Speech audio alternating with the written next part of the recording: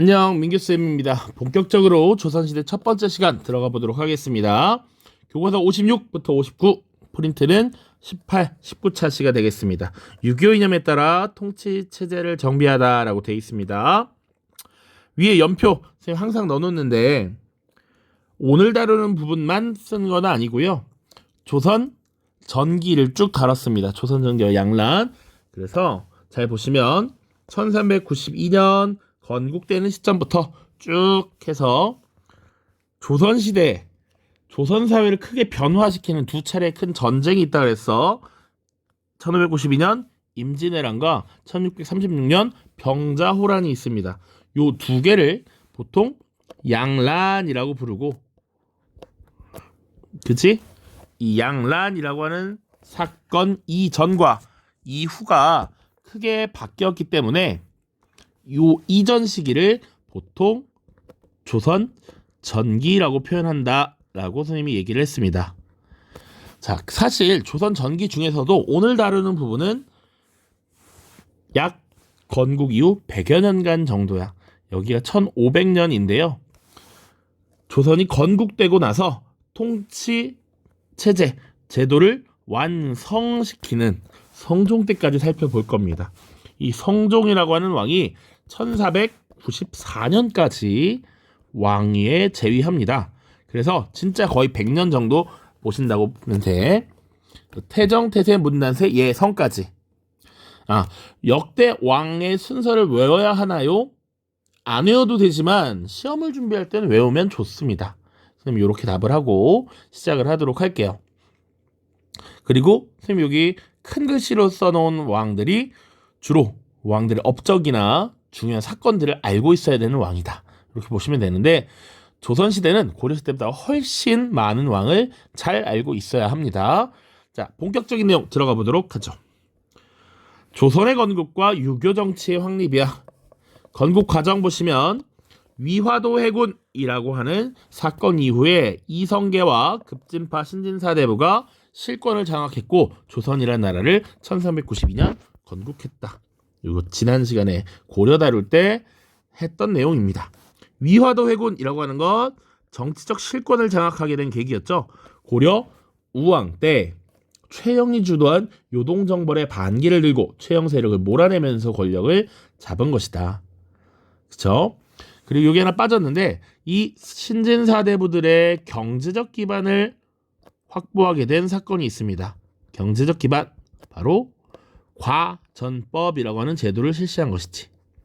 그것은 1391년이었습니다. 그래서 이 두 가지 사건을 통해서 정치적 실권, 경제적 기반 마련, 그 이후 고려의 마지막 왕이었던 공양왕이 이성계에게 왕위를 넘겨주게 되면서 고려는 끝을 맞이하게 되었다. 자, 그래서 조선을 건국한 태조 이성계부터 살펴보도록 하죠.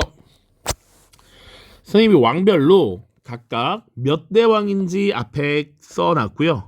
밑에는 한 줄 정리를 해놨습니다. 해당 왕과 관련돼서 한 줄 평, 한 줄 정리 이렇게 해놨으니까 각각의 내용 잘 살펴보시길 바래.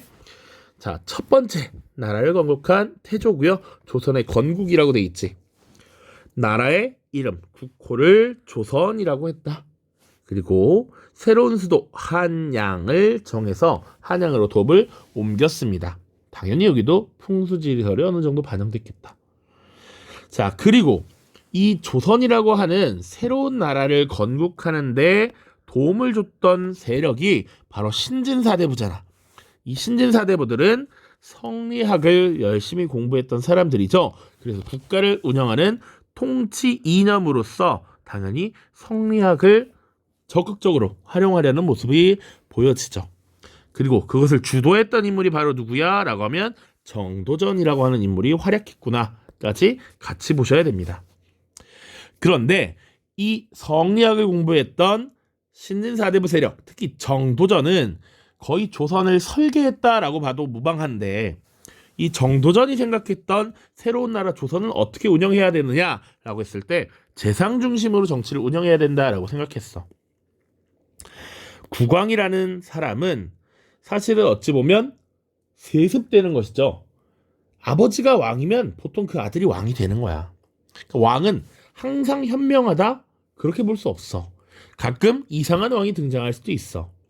그러니까 왕을 도와서 정치를 주도하는 재상들이 제 역할을 해야 되고, 왕이라고 하는 인물들은 현명한 사람을 재상으로 임명하면 그 재상들이 국가를 운영할 수 있다라고 봤던 것이지. 그래서 재상 중심의 정치 운영을 강조했는데, 물론 이것은 누구가 싫어하게 되냐면 정도전과 함께 조선 건국에 가장 공을 많이 세웠다라고 여겨지는 이성계의 아들 태종 이방원에게는 불만이 됩니다. 아니, 내가 우리 아버지를 열심히 도와서 왕으로 만들었는데 감히 왜 재상들이 정치를 운영한다 하는가라는 것이야. 태종 이방원은 이성계의 5째 아들이었는데 가장 큰 공을 세웠죠. 그리고 끝까지 조선 건국에 반대했던 고려의 마지막 충신 정몽주를 제거함으로써 어떻게 보면 조선이 건국될 수 있었던 이런 한 발짝 더 나아갈 수 있는 계기를 마련하기도 했지. 어떻게 만든 국가인데, 어떻게 우리 아버지를 왕으로 만들었는데 왕은 재상만 잘 임명하면 된다 그러고 재상들이 국가를 운영한다 하는가? 이방원이 불만이 생길 수밖에 없는 것이지. 무튼 정도전은 재상 중심의 정치 운영을 강조했다. 그리고 여러 가지 통치 제도를 정비하는데 기여를 했는데 여러 가지 책들을 씁니다. 고려 시대에는 불교가 굉장히 존중받던 사회였는데 조선은 그렇지 않았어. 조선은 불교를 어느 정도 억눌렀다라고 봐도 될 만큼 불교에 대해서 좀 공격적인 이런 정책들이 등장합니다. 정도전도 그러했는데 정도전이 쓴 책 중에 불자들의 잡소리라고 하는 불시잡변이라는 책도 있고요.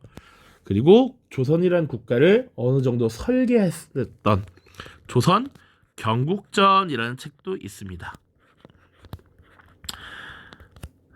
요 정도 기억을 해두시면 될 것 같아요.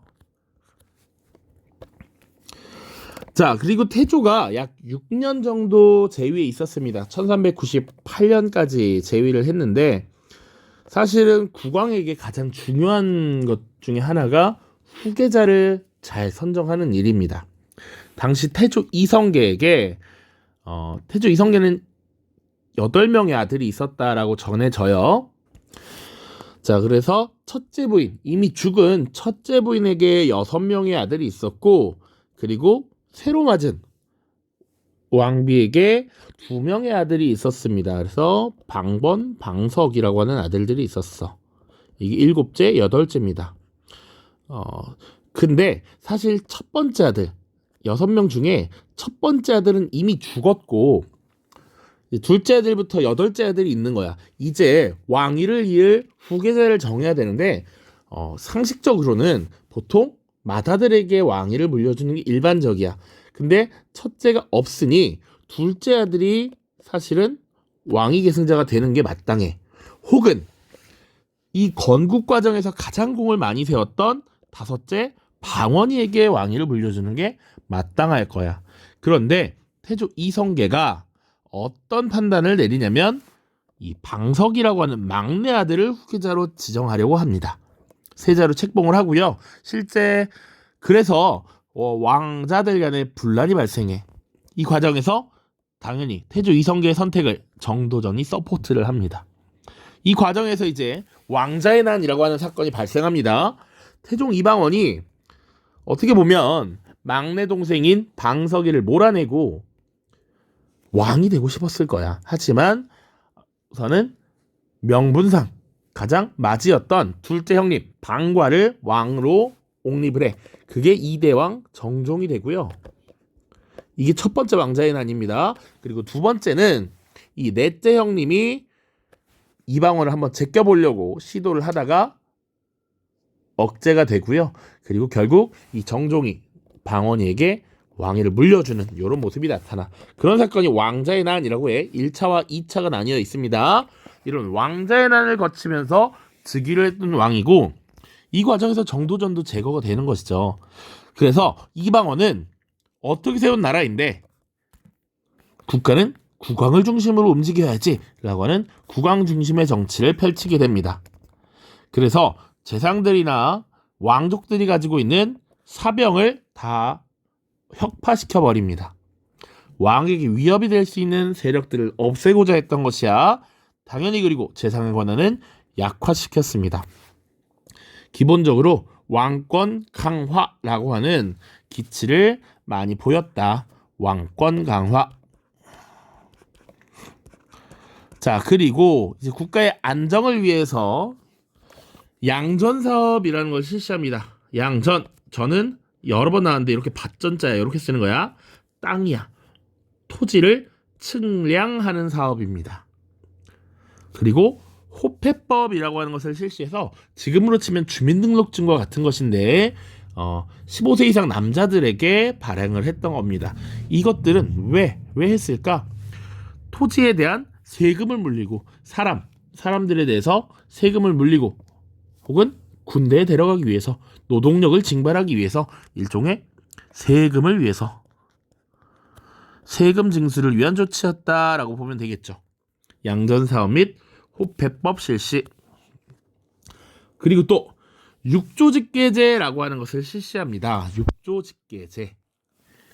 이건 뭐냐면 잠깐 밑에 자료를 보고 올게요. 조선이라고 하는 나라가 통치제도가 완성되는데 이후에 국왕 밑에 국정을 총괄하는 기구로서 의정부라고 하는 기구가 있습니다. 그 밑에 각각 실무를 담당하는 육조가 있어. 보통의 과정은 오른쪽처럼 진행이 됩니다. 국왕이 의정부에 명령을 내려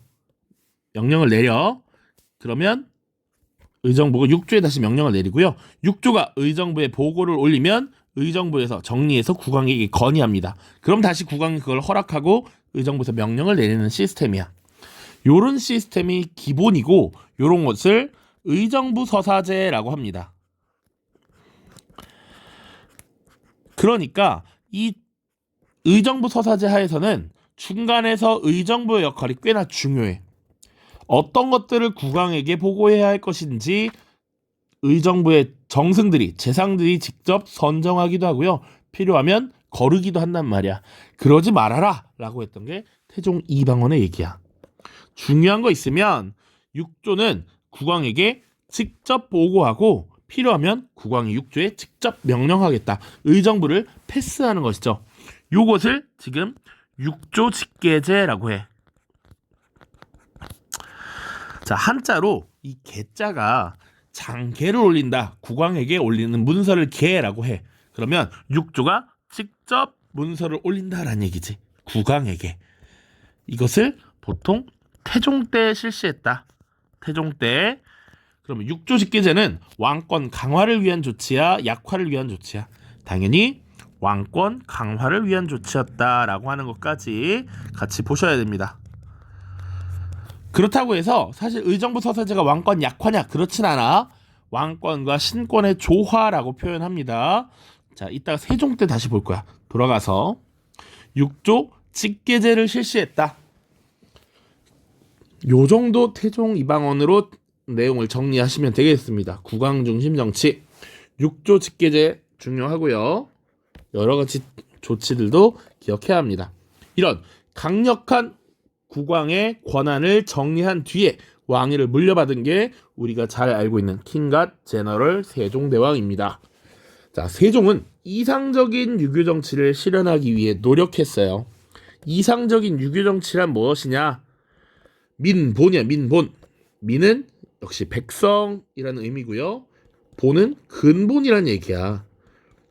백성이 근본이 된다. 이 말은 뭐냐?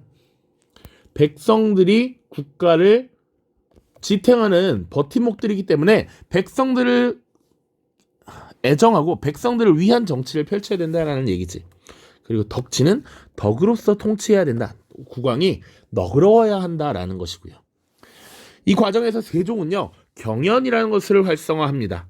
이것은 국왕과 신하가 모여서 정책, 국가 운영에 대한 토론을 펼치는 거야. 때로는 신하들이 공부를 많이 해서 국왕을 가르쳐주기도 하고요. 그리고 집현전이라고 하는 것을 설치해서 학술, 연구를 하도록 돕습니다. 신하들이 책도 읽고 학술 연구를 해서 정책도 만들고 이런 것들을 지원하는 것이었다. 그리고 백성들을 어여삐 여겼던 세종께서는 훈민정음을 창제하죠. 백성을 가르치는 바른 소리, 훈민정음. 그리고 나오는 것이 의정부서사제입니다. 의정부서사제. 잠시 다시 가보도록 하죠. 의정부서사제가 기본 요거라 그랬어. 6조에서 의정부에 보고를 올리고, 의정부는 정리해서 국왕에게 건의를 하면 국왕이 오케이 허락을 내리고 의정부가 다시 6조의 명령을 내리는 거죠. 이것을 의정부서사제라고 한다. 이걸 누가 시행했다? 세종대왕이 시행했다. 자, 의정부의 권한이 어느 정도 강화되는 건 맞으나 이것이 그럼 국왕의 권한 약화냐? 그렇게 보지 않는다는 얘기야. 이것은 왕권과 신권의 조화다라고 표현합니다. 이게 이상적인 정치 형태다라고 봤어. 민본이라고 했는데 이 민을 대표하는 정승들의 의견이 같아지면 이런 모습들이 충분히 나타날 수 있다. 왕권과 신권의 조화, 세종 보시면 되겠고요. 자, 대외적인 업적도 있습니다. 사군육진의 개척이라고 하는 거야. 영토를 확장했다라고 하는 것인데 이거 고려 말 공민왕 때 쌍성총관부 수복 얘기하면서 했었습니다. 우리 오늘날의 한반도 지도를 그리면 요렇게 그려집니다.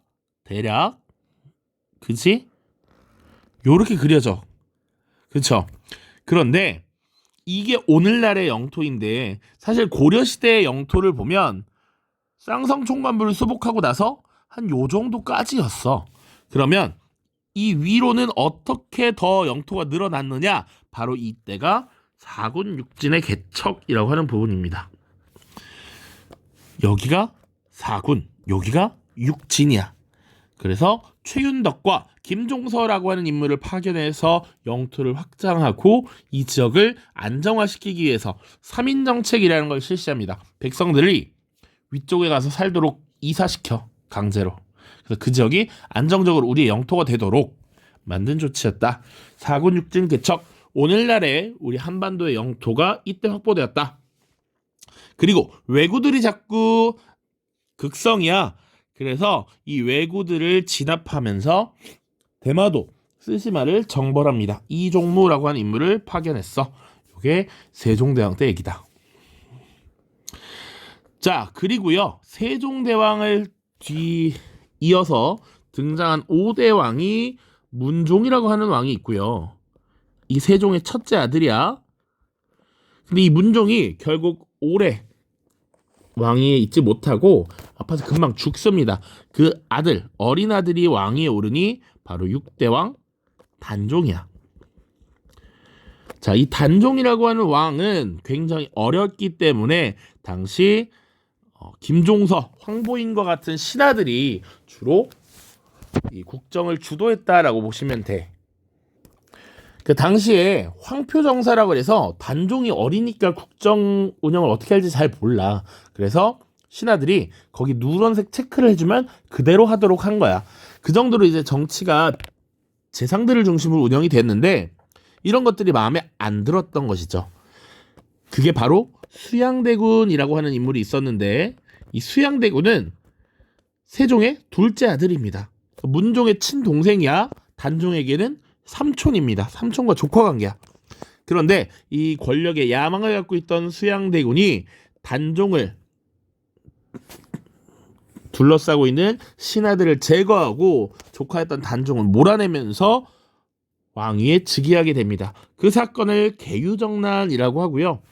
그렇게 왕의 위치에 오른 세조는 신하들이 나대는 거 보기 싫다 이거야. 왕권을 강화시키는 데 초점을 두었다. 그래서 세조는 무슨 일을 했느냐? 집현전과 경연을 폐지합니다. 신하들이 연구하더니 자꾸 잔소리만 하고 저다 이러시면 아니되옵니다. 아니되옵니다. 이런 것만 한다라는 것이지. 그리고 경연이라고 하는 거 왕과 신하들이 토론을 벌이는 토론의 장이었는데 여기서 자꾸 가르치려고 들어. 그러니까 듣기 싫다. 이거 없애버려라 라고 했던 겁니다.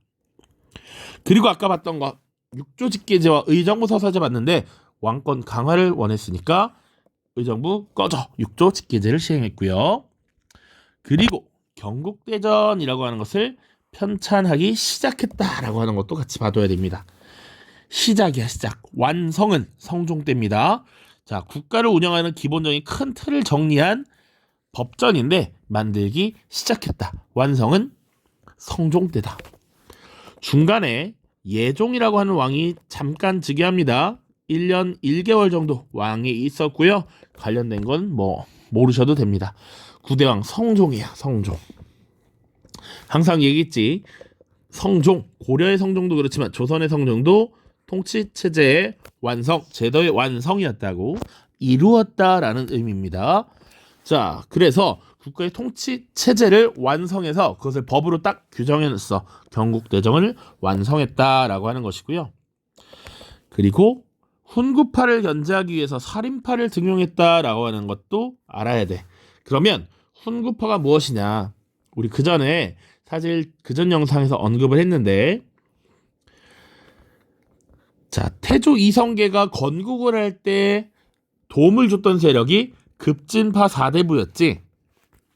그래서 급진파 4대부들이 국가의 기틀을 마련하는 데 공을 세웠어.